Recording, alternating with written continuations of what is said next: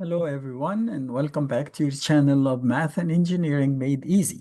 In today's session, we are going to talk about change of bases in linear algebra. So what do we mean by that is you understand that we mentioned before, we can have multiple, in fact, infinite number of bases in Rn. As long as these are independent, then we can use them, right? So in this first example, we say we are going to learn how to switch between bases in an easy way. So here it says the coordinate of a matrix X, which are made of two numbers, 3 and 2, relative to this basis. 3 and 2 is relative to this basis. So if we are using our standard basis, how do we read those? It's like translating between languages, okay? So we want to see how do we translate between those. Think about it for a while. You can stop the video or pause it and look at that, and I guarantee uh, you will find them in an easy way. In a 2 by 2, it's easy, but uh, we are going to look at a mathematical method that always works. Okay, so here is the x and y, or I and j, or 1, 0, 0, 1, which is our standard basis for R2. Okay, so if I say this point is 1, 0, and that arrow here is 0, 1, then this is our standard basis. This non-standard basis has the first element the same as 1, 0. So it's really, it's one and the same. So we don't have a problem.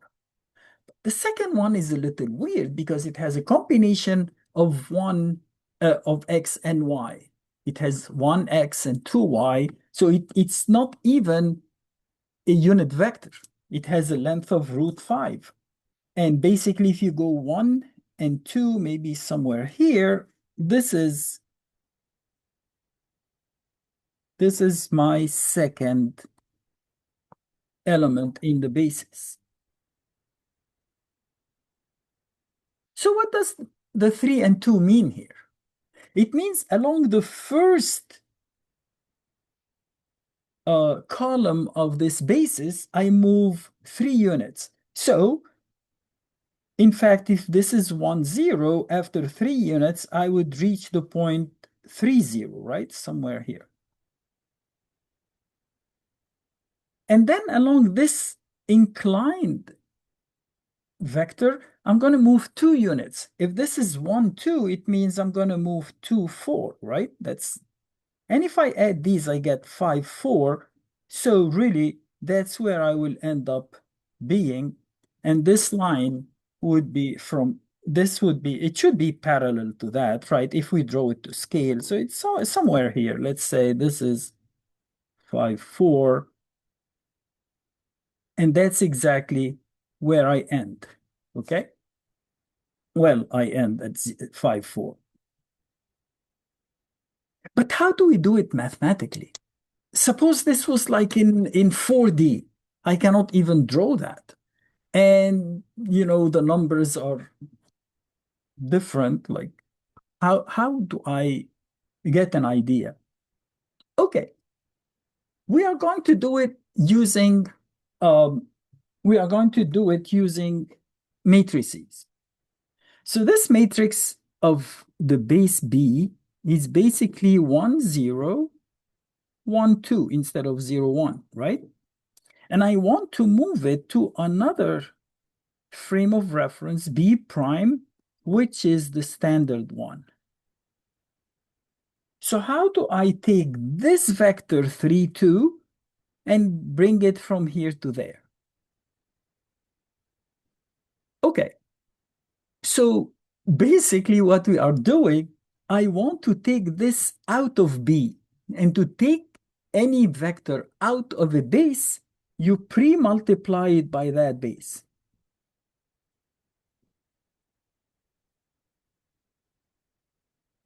And if you want to bring it to another base, you multiply by the inverse of that other base. And that's how you get, if this is b, then x b prime would be that, would be b prime inverse times b times xb. It's as simple as that. But we move backward. You say, the first thing you want to do, you want to take this out of B. So you pre-multiply it by B. And then you want it to go into B inverse, B prime, into B prime. So you pre-multiply it by B prime inverse. Now, this is the identity matrix. So whether you take its transpose or you invert it, it's going to stay being I. And I times something is that thing. So really, x in B prime is simply multiplying these two matrices. 1 times 3 is 3, plus 1 times 2 is 2, and 3 plus 2 is 5. 0 times 3 is 0, and 2 times 2 is 4, and you get 5 and 4. If you want to go backwards from 5 and 4, you would multiply by the identity. So if I want x b, and I have xb prime. I'm sorry, I want xb, and I have xb prime, which is that. This is in the standard basis. So you want to take it out of the standard basis, meaning you multiply it by the standard basis. You want to get it into B, so you have to multiply it by B inverse. So what is B inverse? Find the determinant. 2 minus 0 is 2. So the determinant of B is 2. So easy.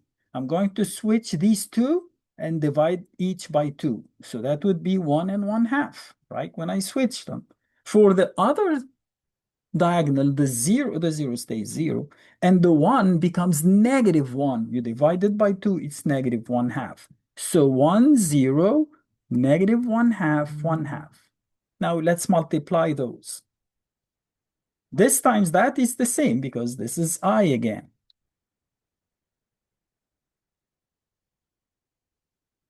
So all what you have to do is to multiply these two matrices. 5 minus 2, 4 times 1/2 is 3.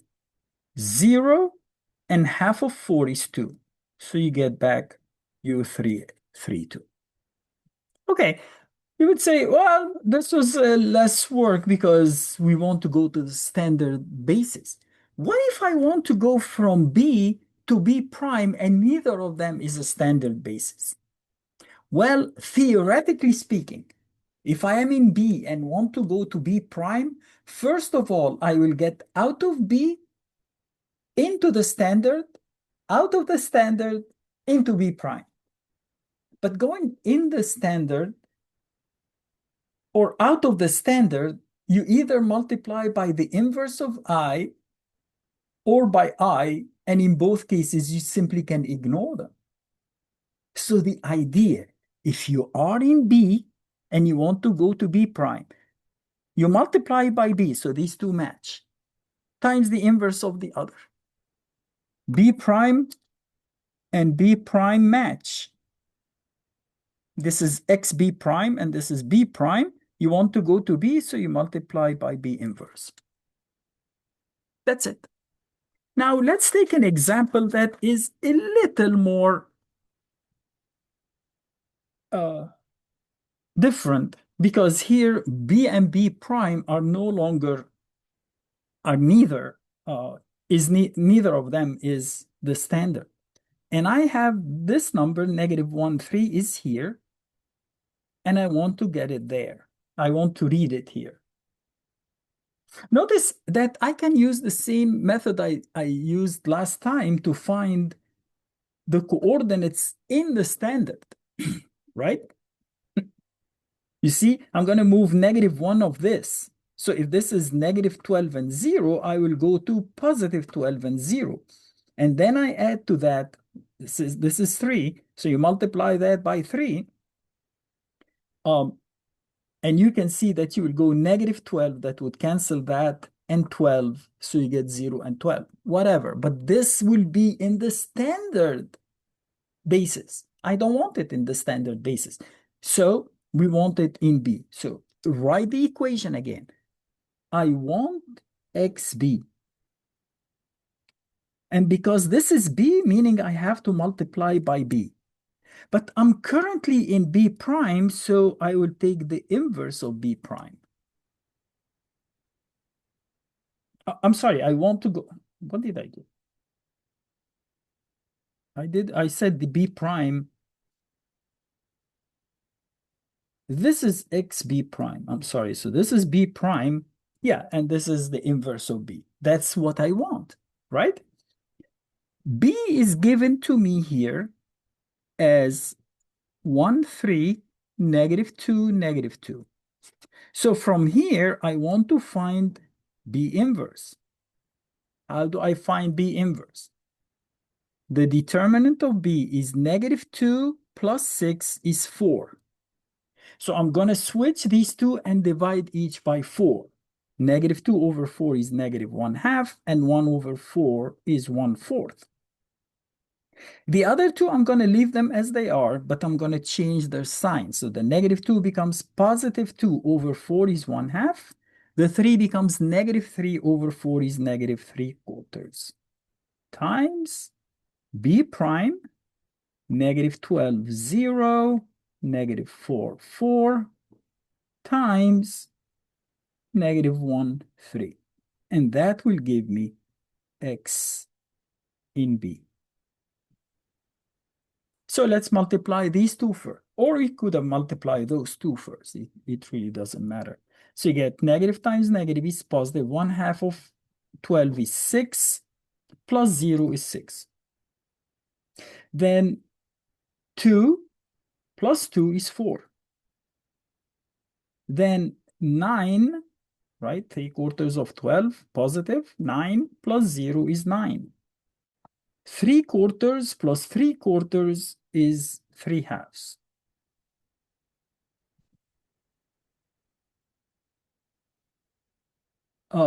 Just want to make sure something. Do we have, I didn't check to see if that's the inverse, right? We said this is 4, so -1/2 a quarter, 1/2, 3, -3/4. Okay, so that's correct. I thought just making sure. Yeah, this number is not right. -3/4 times -4 is 3.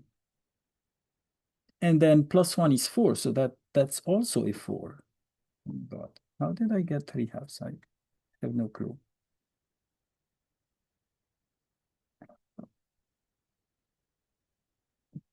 Times -1, 3. So it becomes -6 plus 12 is +6. And -9 plus 12 is +3. So this is 6 and 3. If you want, you can make sure, you can check if you have time to see if I want to go back from B to B prime. So if I say X B prime equals, here is XB, and here is B, and I want B prime inverse, which is the inverse of that. So B prime inverse equals, in fact, I could write it once and for all. First of all, we get the determinant of B prime, which is -48. So I'm going to switch these two. When I divide 4 by that, I get -1/12. And this would be a quarter. I'll change that into 4, so it would be -1/12. And this is 0.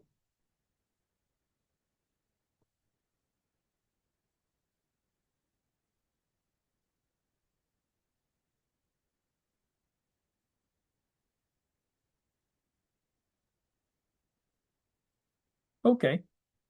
Negative 1/12 and negative 3/12 is negative 4/12, which is negative 1/3. 1/6 plus 1/6 is 1/3. 0 plus 3/4 is 3/4. 0 minus 1/2 is negative 1/2. Okay, so I get negative 2 plus 1 is negative 1. 4.5 minus 1.5 is 3. Negative 1 and 3. The last example would be in R3, but again, instead of wasting time, it's not hard to find the inverse of a 3 by 3 matrix, especially if there are a lot of zeros, but we're going to save our time. And again, here they give us xb prime. So exactly like the previous problem. Here is xb prime, and I want x of b.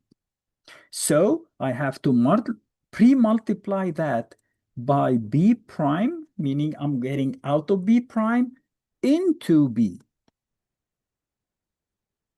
So let's write the matrices. B is 102, 013, 111. And B prime, yes, is 211, 100, 021. I need the inverse of that, and I need this, and x b prime equals 1, 2, negative 1.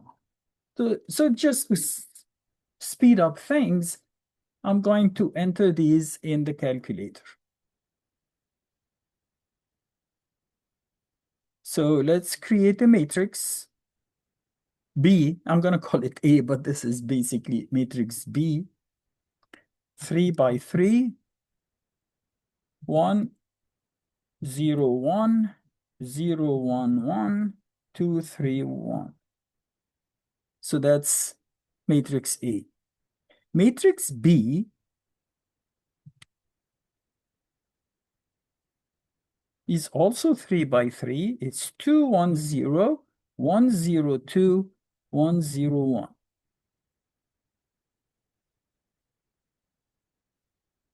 Two, 1, 0, 1, 0, 2, 1, 0, 1. Okay. And finally, I'm going to do matrix C. It's a 3 by 1. It's 1, 2, negative 1. Now we are in business. I'm going to take the inverse of matrix A. So matrix A inverse times matrix B times matrix C. That's it.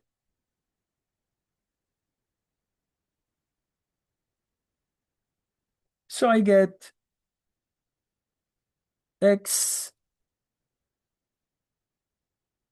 b equals 2 3/4, meaning 11/4, negative 9/4, and 5/4.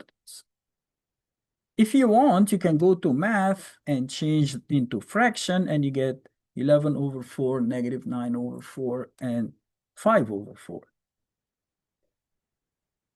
If you have this and you want to get xb prime, just to check to see if our answer is correct.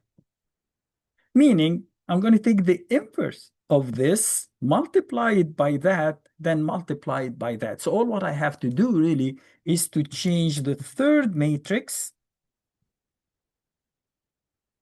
and enter this 11/4, negative 9/4, and 5/4. And now I'm going to go and say matrix B times matrix A inverse times matrix C. Do you see what I'm doing? I multiplied this by the inverse of that because I want to, no, I'm sorry. I messed it up. This is B. So now I need to multiply B inverse times A times C, right? I think I'm doing it right. So I get 1, 2, -1 again, which is here. This is just a check. You don't need to do it if your math is correct. And that's basically it. That's how you go from one basis to another using linear algebra. I hope you like that. It was easy. And if you have any questions, again, please just don't hesitate to leave me a line and I will get back to you as soon as I can. Otherwise, thank you very much for watching. Hope to see you soon. Have a great day. Bye.